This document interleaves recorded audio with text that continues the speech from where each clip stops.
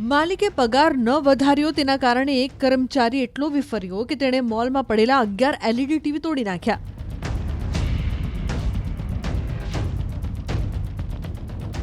એકોતેર ફ્રીજમાં ઘસરકા પાડી દીધા.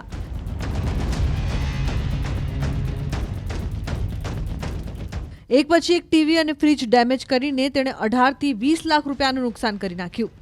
સમગ્ર ઘટનાના સીસીટીવી વિડીયો પણ જાહેર કરાયા છે, જેમાં એક શખ્સ મોલના ઇલેક્ટ્રોનિક સેક્શનમાં પહોંચી જાય છે. અંદર પહોંચીને તે પોતાના હાથમાં પહેરેલા સ્ટીલના કડાથી એક બાદ એક એલઈડી ટીવી તોડવાનું શરૂ કરી દે છે. આટલેથી ન અટકતા તે મોલમાં પડેલા 71 જેટલા ફ્રીજમાં પણ લીટા પાડવા લાગે છે અને બાદમાં ત્યાંથી ચાલ્યો જાય છે. ઘટના મધ્યપ્રદેશના બૈતુલ શહેરની છે. મોલ સંચાલકનું કહેવું છે કે દિવાળી પહેલા કમલ પવાર નામનો આ કર્મચારી પગાર વધારાની જીદ કરતો હતો. જોકે તેમણે તેની અવગણના કરી. નારાજ થયેલા કમલે 3 દિવસની રજા લઈ લીધી. રજા પરથી આવ્યા બાદ તેનું મન કામ કરવા કરતાં મોલ માલિકને ચૂનો લગાડવાનું હોય એવું લાગ્યું. તેણે પોતાનો આક્રોશ ઠાલવવા માટે ટીવી અને ફ્રીજ પસંદ કર્યા અને આ રીતે 18 થી 20 લાખ રૂપિયાનું નુકસાન કર્યું.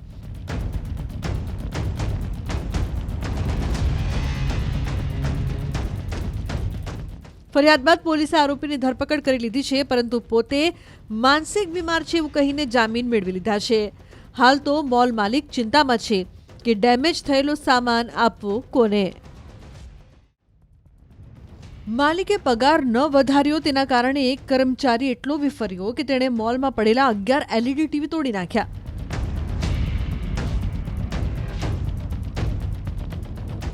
એકોતેર ફ્રીજમાં ઘસરકા પાડી દીધા.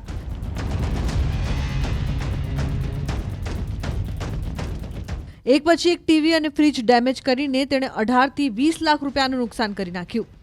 સમગ્ર ઘટનાના સીસીટીવી વિડીયો પણ જાહેર કરાયા છે, જેમાં એક શખ્સ મોલના ઇલેક્ટ્રોનિક સેક્શનમાં પહોંચી જાય છે.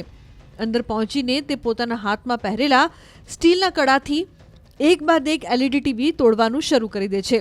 આટલેથી ન અટકતા તે મોલમાં પડેલા 71 જેટલા ફ્રીજમાં પણ લીટા પાડવા લાગે છે અને બાદમાં ત્યાંથી ચાલ્યો જાય છે. ઘટના મધ્યપ્રદેશના બૈતુલ શહેરની છે. મોલ સંચાલકનું કહેવું છે કે દિવાળી પહેલા કમલ પવાર નામનો આ કર્મચારી પગાર વધારાની જીદ કરતો હતો.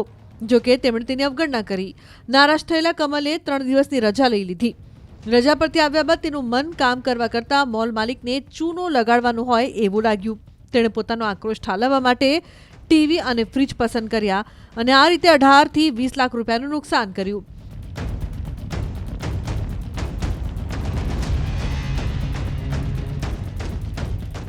ફરિયાદ બાદ પોલીસે આરોપીની ધરપકડ કરી લીધી છે, પરંતુ પોતે માનસિક બીમાર છે એવું કહીને જામીન મેળવી લીધા છે. હાલ તો મોલ માલિક ચિંતામાં છે કે ડેમેજ થયેલો સામાન આપવો કોને.